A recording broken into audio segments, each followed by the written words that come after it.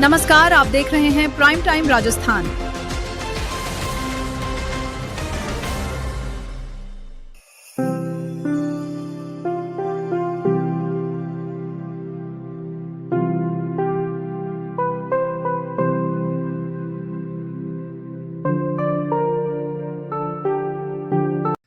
नमस्कार। आज हम आए हैं गोकुंदा के मजावड़ी गांव के।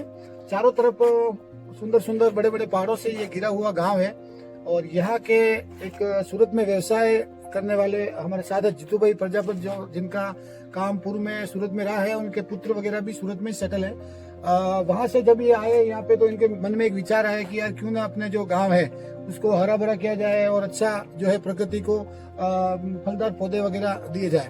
तो इन्होंने, आप मेरे पीछे देख पा रहे हैं, सुंदर सुंदर जो है पूरे ऐसी 2-3 बाड़ियां इनके हैं और जो काफी 5-10 बीघा की बाड़ियां, जिसमें इन्होंने कई सारे फलदार पौधे लगा रखे, जिसमें मुख्य रूप से आंवले के पौधे हैं।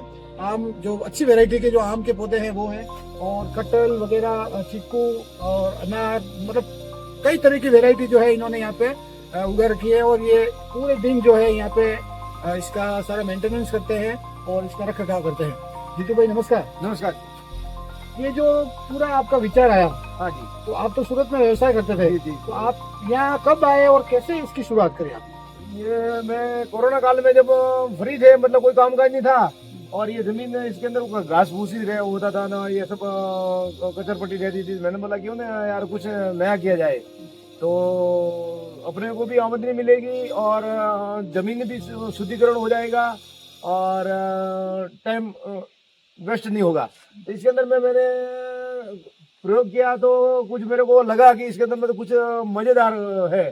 तो फिर मैंने कुछ यहाँ पे मतलब मैं ये पौधे लगाए, कटहल, चीकू, आम, नींबू।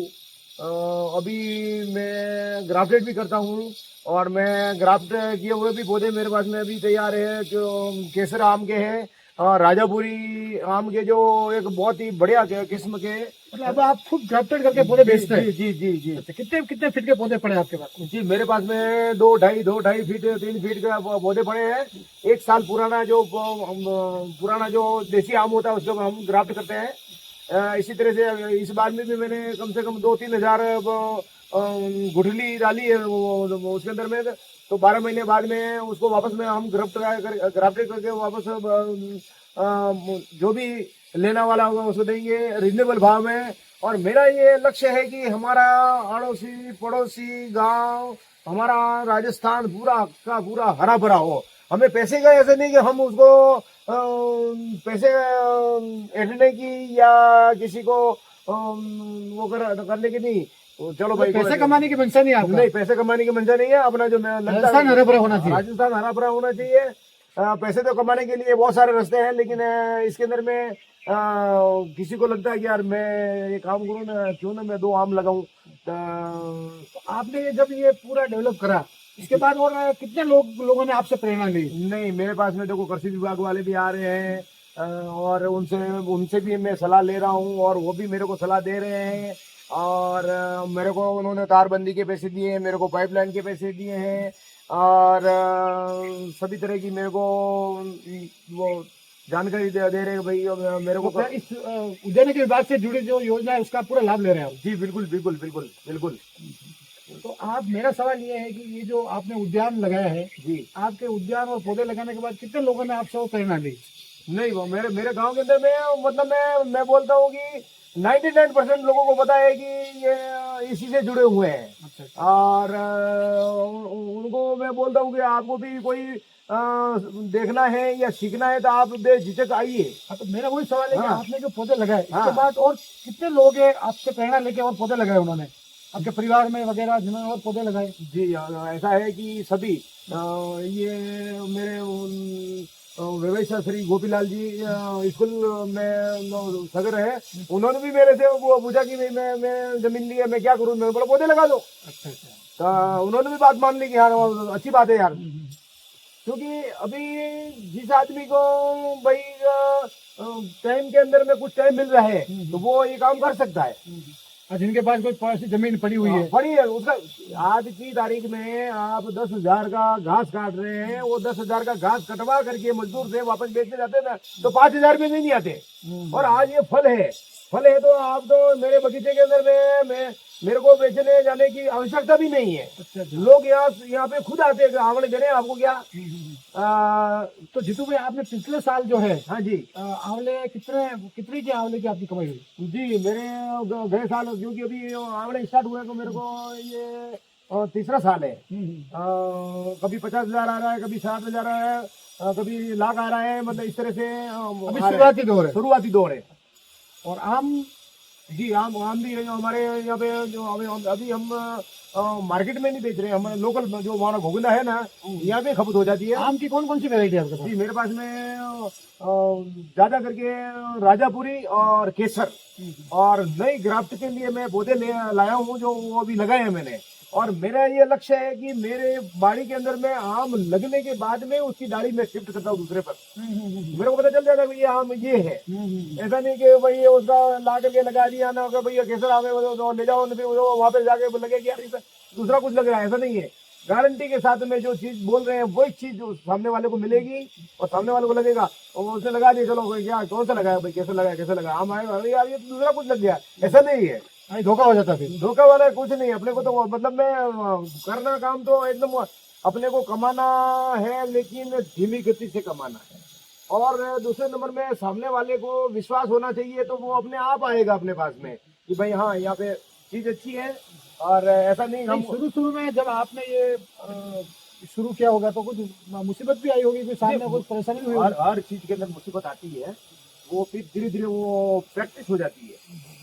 जैसे यहाँ पे मैंने फर्स्ट नंबर में यहाँ पे ये बगीचा लगाया, तो मैं जो आप देख सकते हैं कि यहाँ पे वो एक खोद बनाया है, उसके अंदर से हम ट्रैक्टर से पानी लाते थे। पानी उपलब्ध नहीं था तो टैंकर से लाते थे और उसको पाइपलाइन से उसको पिलाते थे। उसके बाद में फिर जब गर्मी की टाइम में एक दिन मैंने टैंकर मंगाए, टैंकर वाला भी बेचारा उसको भी सप्लाई करना है। एक दिन का मैंने 2600 रुपये का पानी यहाँ पे यूज किया। फिर मैंने बोला ये तो मामला थोड़ा कुछ टेढ़ा हो रहा है, महंगा पड़ रहा है। तो एक ट्यूबवेल करवाई, उसके अंदर में भी मेरे साथ में धोखा हो गया। वो ट्यूबवेल करने वाले बोले पानी आ गया है ना, इसके आगे नहीं जाएगा ना, मतलब मैं कुछ पानी देखने वाले ने उन सब ने मिली जुली सरकार करके वो सब गड़बड़ कर दिया। और मैंने भी होश के अंदर में वहाँ पे कोरिडी बना दी, मोटर डाल दी, और उसके बाद में मोटर चालू की तो 15 मिनट ही चले। फिर वो मन उदास हो गया, बोला यार ऐसे कैसे। फिर उसके बाद में मैंने दूसरी दो बोरिंग करवाए, तो एक बोरिंग फेल हो गया। एक बोरिंग के अंदर में मतलब में जो आवश्यकता होती है तो वो पानी मिल गया है। इससे देख लीजिए आपको कितने बड़े बड़े हो रहे हैं, सब कुछ हो रहे हैं। और इसके अंदर में बगीचे के अंदर में कायम का पानी की आवश्यकता नहीं है। 3 साल आप उसकी देख रेख करो, फिर आजीवन आप बैठे रहो और फल अपने आप लगेंगे और आवड़े अपने आप आएंगे। 3 साल बाद पानी की इनको कोई आवश्यकता नहीं, कोई आवश्यकता। बारिश का पानी खूब हो गया। कुदरती इसको छोड़ दो, धीरे धीरे मतलब पानी कम कर दो, तो फिर आपको टाइम मिल जाएगा। आप कहीं पे भी जा सकते हैं, आपका जो भी फल फ्रूट है उसको बाजार के अंदर में सप्लाई कर सकते हैं, दूसरा और भी कुछ काम कर सकते हैं। ऐसा नहीं कि उस बगीचे को पकड़ के बैठ जा रहा है, ऐसा कुछ नहीं है। तो जीतू भाई आपने जब ये अभी पौधे लगभग 3-3, 4 साल 5 साल हो गए, हाँ, तो शुरू में तो आपको इससे कोई आमदनी हुई नहीं होगी? नहीं, बिल्कुल नहीं। तो फिर इनका मेंटेनेंस करना सारा आपने जेल से किया होगा? बिल्कुल सारा बिल्कुल, वो तो करना पड़ेगा। आपने क्या उपाय लगाया कि भाई कोई सब्जी उगाना, ऐसा कुछ किया आपने जिससे थोड़ी आमदनी हो जाए साथ में? यहाँ पे मैंने हर खड्डे के अंदर में मिर्ची लगाई, चाकी लगाई और आल लगाई। उससे अब तो क्या कि अब यहाँ नहीं होगी, क्योंकि अब छाया पड़ गई है। उस टाइम में वो पौधे छोटे थे ना, तो मतलब मिर्ची वाले लेने के लिए मैं सिवड़िया गांव इधर से, वहां से वो एक गमेती था, वो सब्जी का व्यापार करता था, वो खुद आता था तो यहाँ से तोड़ करके कट्टा भर के मिर्ची वो लेके जाता था, और पैसा ही वो यहीं पे लेके जाता था। शुरू में 2-3 साल आपने यहाँ खेती बाड़ी भी करी? बिल्कुल, सब्जियां उगाकर आमदनी करी? बिल्कुल। ताकि इसका सारा मेंटेनेंस खर्चा उससे निकल जाता। बिल्कुल। तो आप क्या कहोगे यहाँ गोकुंदा के आसपास के गांव के लोगों को, क्या कहना चाहोगे आप? आपका सुझाव क्या? मैं उनको ये कहना चाहता हूँ कि आप हाथ पर हाथ धर के मत बैठिए, और जो घास फूस के जो बीड़ है और किसी के अंदर में एक वो बोलते हैं, क्या बोलते हैं उसको, ये अड़क रुकड़े हो गए तो उसको निकाल कर ये कुछ तो जेब के अंदर हाथ डालना ही पड़ेगा। सही बात है। बराबर है। तो घास भी हो रही है, मेरे ये बीड़ के अंदर घास देखिए, ऐसा नहीं कि मतलब मैं मुझे लगा मवेशियों के काम आती होगी ये। घास आ रही है वहाँ पे। तो मेरे घास मतलब मैं उनाले के अंदर काटे उतनी बड़ी हो गई। अच्छा। उनाले के अंदर में काटे उतनी बड़ी हो गई। अभी 3 जन वहाँ पे घास काट रहे हैं, कोई 500 दे रहा है, कोई 300 दे रहा है। इस तरह से मतलब क्योंकि वो पानी उसको मिलता रहता है तो वो हो रहा है ना। पौधे भी बहुत अच्छे हुए हैं। इस बार में वहाँ पे गिर केसर 12 महीने के अंदर में ही वो गिर केसर के आम लगे थे। तो इतनी मोटी वैरायटी बोले मतलब मैं तो केसर की 8 कैरी 7 कैरी तोले जब 1 किलो होती है। अच्छा। मेरे वहाँ पे 4 कैरी भी किलो के ऊपर निकल रही है। बोलो अच्छी क्वालिटी। अच्छी क्वालिटी क्योंकि उसको खाद बूद में उसको मतलब में अच्छा मिला उसको, और बढ़िया प्योर केसर एकदम। ये जीतू भाई है और यहाँ काफी समर्पित है। इन्होंने एक बाड़ी यहाँ लगा रखी है, इनकी और भी 2-3 बाड़ियाँ हैं, इनके घर के उधर भी है। और लगातार ये इनका प्रयास यही है कि ये और जमीन खरीदते हैं और उस पर डेवलपमेंट कर रहे हैं। और काफी अच्छा इन्होंने यहाँ पे उद्यान लगा रखा है।